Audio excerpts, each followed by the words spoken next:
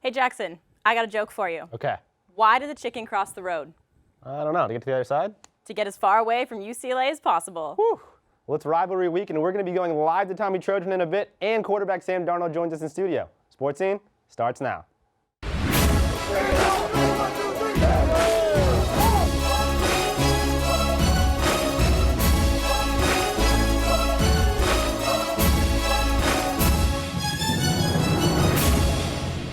It's exciting, you know. I mean, it's exciting now, but I think the more and more, the day comes closer and the game comes closer, you get even more excited, and it becomes more litty. Turn up.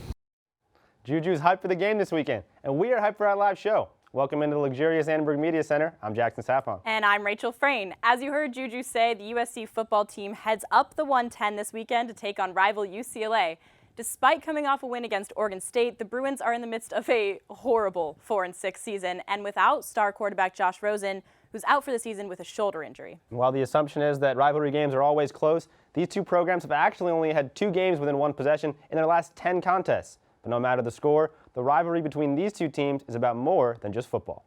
The other day we had a player who, I'm not going to say his name, but we had a player who was wearing a blue, and at least like 6 guys snatched his shirt off, and I gave him my jacket, because I had a jacket and it was SC, so I gave it to him. But it was like, it's that serious. Like, there's no blue in the facility. We understand it's a special game for both universities as well as this city. I mean, we know how special this rivalry is, and we're honored to be a part of it. It's one of the better rivalries in the country and in the history of college football. USC is looking to keep the victory bell in downtown. The Trojans won the matchup between the two schools last year after losing 3 straight to the Bruins. USC does hold the all-time lead at 45, 31, and 7. What's interesting about this weekend's matchup, though, is that it's only the 11th all-time between the two schools to start at 5 p.m. or later. But regardless of the time, the history between the schools, or the fact that UCLA just isn't that good this year, the game is extremely important to USC. That's right, Rachel. Because of USC's huge win against Washington last week, they need a little bit less help in the race for the Pac-12 South than they did before. Assuming they can beat UCLA, USC needs only one more loss by both Colorado and Utah in order to make it to the Pac-12 championship game. This weekend, both Utah and Colorado are at home, with the Utes taking on the stumbling Oregon Ducks and the Buffaloes taking on a surging Washington State Cougars team that has won 8 in a row now. Yeah, I mean, the Cougars now lead the Pac-12 North, which is crazy because of that Husky loss last weekend. And this weekend, Trojan fans should be rooting hard for a Wazoo upset over Colorado. If that happens, then the only domino left for USC would be a Colorado victory over Utah in the final weekend of the regular season. The Trojans are only in this position because of the huge upset win they had over the Huskies on Saturday. After the game, the players were beyond excited, hugging each other, going up to all of the USC fans who made it out to Husky Stadium. Yeah, and offensive tackle Zach Banner even got to direct the band in front of his hometown crowds. And while Coach Helton was equally excited after the win, he knows the importance of the upcoming game and is doing everything he can to keep the team focused on UCLA.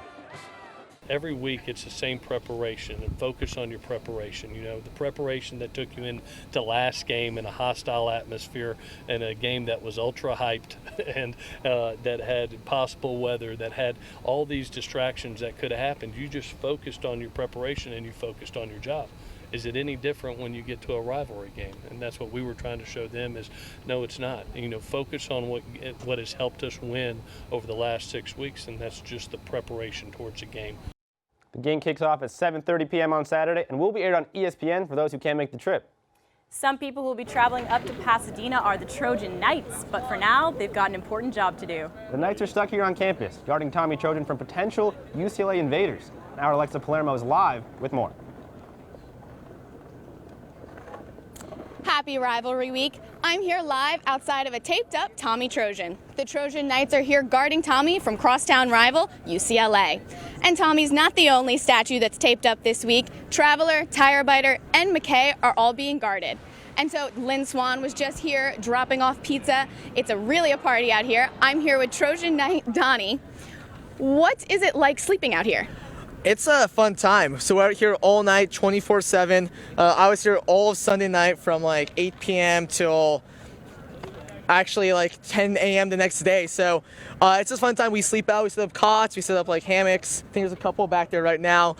Sleeping bags, chairs, everything. And it's just a great time out here. I get to enjoy beautiful Southern California weather. Has UCLA ever tried to mess with Tommy? Oh, definitely. In the past, they have. Recently, they've kind of dropped their game. I don't think they take it seriously anymore. I can say that's an indictment of their school spirit.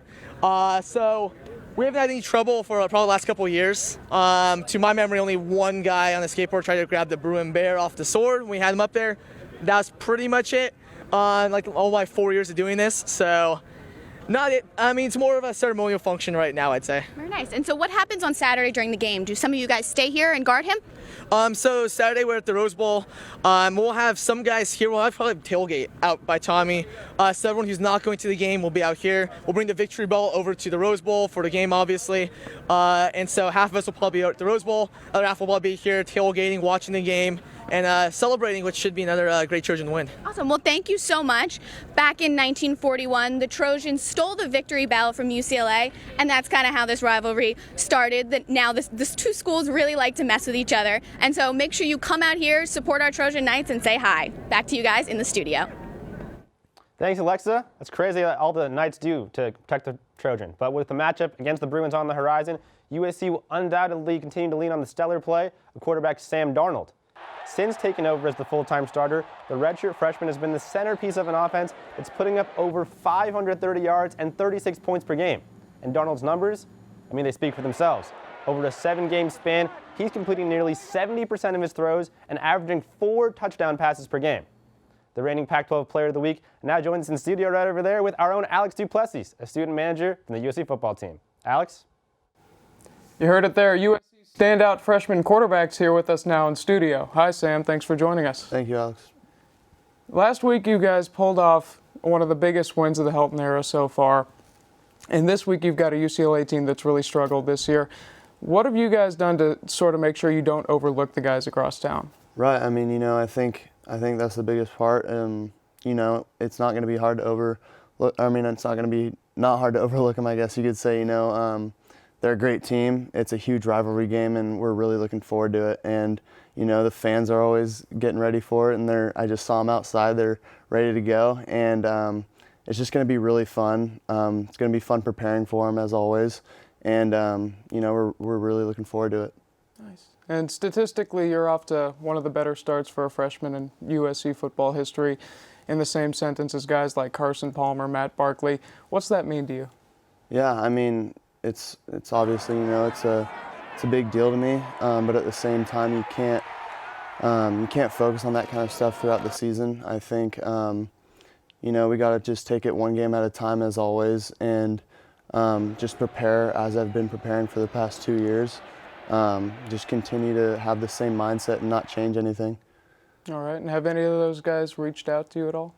Matt Leinart actually has reached out to me a couple times, and it's been really good to talk to him. I actually had a really good conversation with him after the Utah loss, and kind of asked for his opinion on, how to get the team back on board and how to, I guess just roll from there. But yeah, it was a really good conversation, and something I'll never forget. And I know he's been really good about staying in touch with me, text me every now and again, just checking in on me and the guys. So he's really good about it, and I know Carson's a little busy, but with the season. So, but yeah, Matt does a really good job with reaching out to me, and he's always curious, and it's always good to see that curiosity come from former players.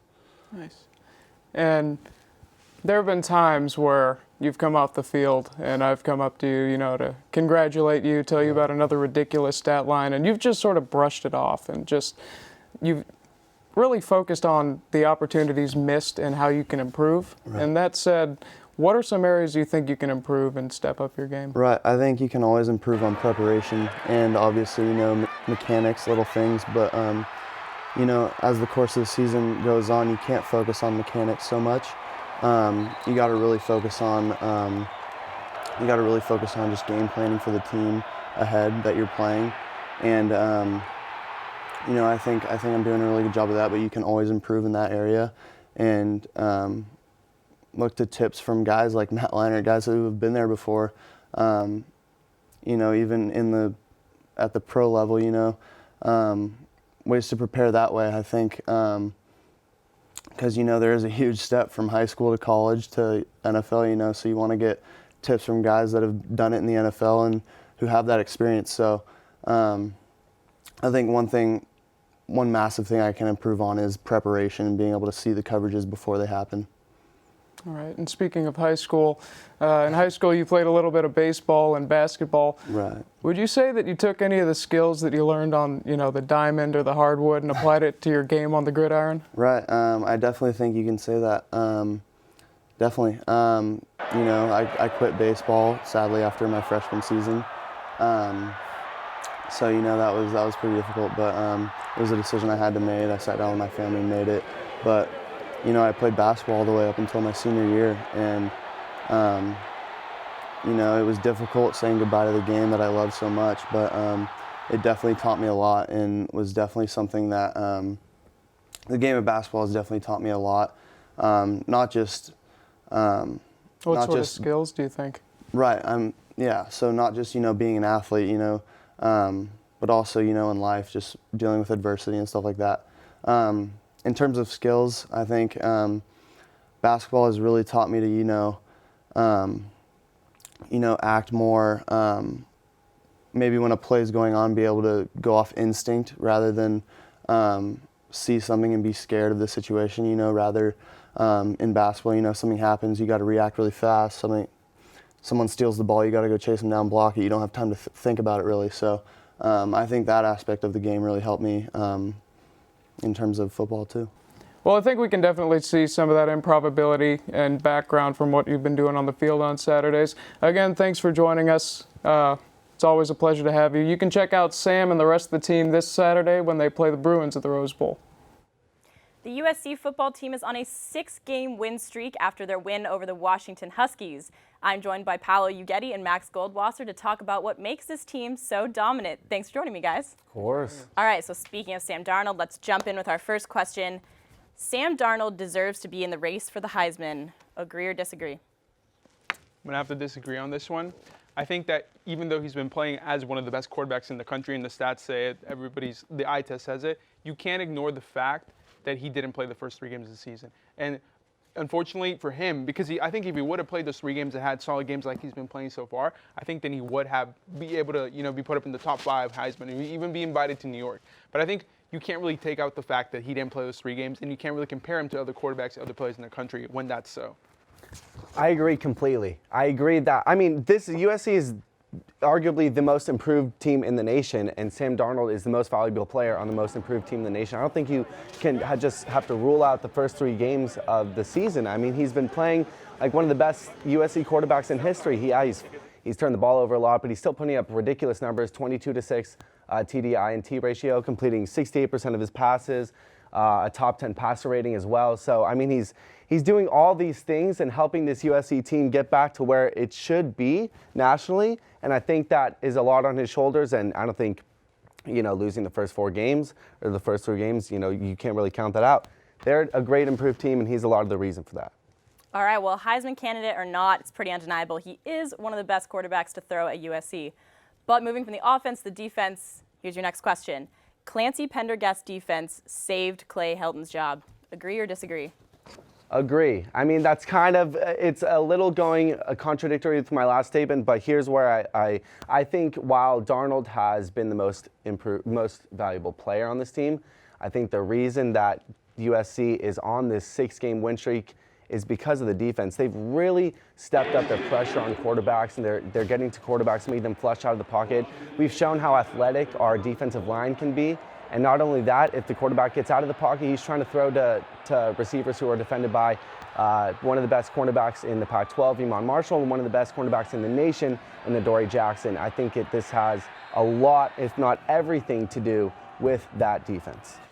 I'm going to have to disagree on this one because, as Max said, you were just saying that Sam you want him to get talk for the Heisman, and if that's the case, then that's definitely the reason why USC is the better team that they are right now, and that's the reason that Helton has kept his job. I think making the switch from Max to Sam not only gave the team a more cohesive offense, but it also gave them a little bit of a renewed spirit to go out and say, okay, let's restart the season, let's hit a reset button. And you can't do that with just the defense. You need some sort of change, like putting Darnold at quarterback, and he's been able to do that in the streak.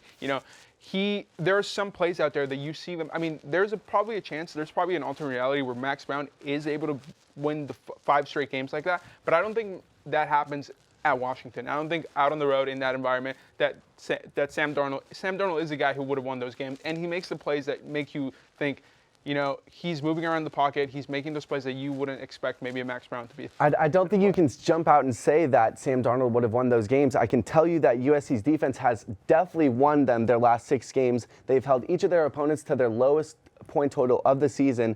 I think that defense is the reason you win these games, and it's turned their season around. I don't Okay, disagree. gentlemen, let's go ahead and wrap this up with our last question. We're going to take everything you guys just said. For my favorite question, USC is the best team in the Pac-12. Agree or disagree? I'm going to agree with that. Okay. Yeah, I'll finally agree with something. I think, the biggest testament to that fact is that they just went up to Washington and beat the number 4 team in the nation and beat them handily. They dominated the game from start to finish, and I think when you look at that, you can't really say they may be ranked behind Washington, still behind Utah, behind Colorado, but in terms of how they're playing right now and how the rest of the Pac-12 is, there's no doubt that they're the best team in the Pac-12. I'm going to agree also. I might as well just throw away this disagree one because I've agreed with everything. I think USC is the best team in the Pac-12. Record, as you just said, the record doesn't really show the full story. They just beat Washington, who was looking like a top 5 team in basically every aspect of the game. Now USC is kind of looking like that team, top 5 in total offense, total defense, and special teams return yards in the Pac-12, the only team to be top 5 in all those categories. They're really looking like they're killing every facet of the game. And, they could still be behind Washington State, undefeated in the Pac-12. They're second in points per game and yards per game. But I still think record doesn't show the full story. That's been kind of the theme of the Pac-12 over the past few years. And with that being said, USC is definitely the best team in the Pac-12 right now. Well, I'm glad we can all agree on something for once. Unfortunately, that's all the time we have. Thank you guys so much for joining me today. Thank you. All right, let's toss it over to Jackson, who has more on another impressive USC team. Now let's go from the field over to the pitch. The USC women's soccer team took down Eastern Washington in the first round of the NCAA tournament with ease. The Trojans got the win 3-1 on their home pitch and now will face Texas A&M in the second round on Friday. Resident soccer expert Ben Albert is joining me to break down the bracket for the women of Troy and find out just how far they can go. Ben, so like we said, Texas A&M on Friday. What do you see in this particular matchup and how USC matches up with the Aggies? Sure. Well, on paper, you might look at Texas A&M and say this is a very winnable game. They have 8 losses on the year. But if you dig a little deeper, you'll notice that the Aggies have lost 7 of their 8 games by just 1 goal. They've also played in front of very, very dense crowds, and they've had a lot of attendance at their home games and away games. And so they're battle-tested and they're ready for the kind of pressure that they're going to face coming to USC to play here at McAllister. I think it's a very winnable game, but it's going to be a tough one for USC. And if USC can get that win, they'll probably be moving on to play the 3 seed in their region, Florida State. And then after that, it could be a matchup against number 4 Auburn, number 1 ranked Florida. So how do you see, if USC can get past Texas A&M, how do you see the rest of the bracket working out for you? Sure, so let's look immediately at the potential next game. That'd be Utah versus Florida State. USC has already played Utah, and it was a double overtime tie in Utah. So that's going to be a tough matchup for sure. But I'm looking at Florida State as the likely next game for USC if they do win against Texas A&M. Florida State, much like USC, is a top 10 defense. They don't surrender very many goals, and I think that would be a very interesting defensive battle that you'd see between the Trojans and Florida State. That is a game that could go down to PKs, potentially. From there, you move on. USC has already played Auburn, and they actually won 2-0, so I would feel good about a matchup with Auburn in the Sweet 16. But I'm really thinking that Florida is actually going to be the team to beat in the Sweet 16. They have a top 10 offense. They score over 2.5 goals a game. And it'd be a very, very fun matchup to see USC's top 10 defense versus Florida's top 10 offense go head-to-head. Yeah, I mean, you mentioned USC's defense as the reason why they're here. They're elite. That's where their pride and joy is on the defensive side of the ball. They love getting those shutouts, but what are some of the other strengths that USC has? Yeah, so you said it. First, you have to start with defense. You've got an elite goalie in Sammy Jo Prudhomme. She was top 5 this season in save percentage. And you've got Mandy Freeman, for instance, the Pac-12 Defensive Player of the Year. But on offense, they have a very balanced scoring attack. You've got 3 players, Katie Johnson, Morgan Andrews, and Alex Anthony, who have all contributed high goal-scoring totals this year. So as a defense, playing USC, you don't necessarily know who to key in on. You kind of have to take a much more balanced approach, and it opens opportunities for other players on the team.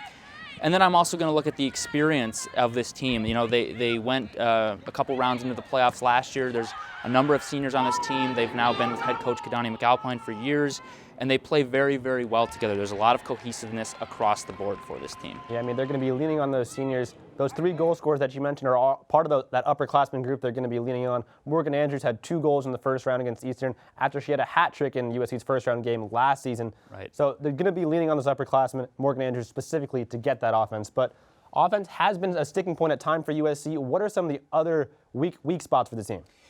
Well, I'm going to look at USC's quote-unquote stumbles this year.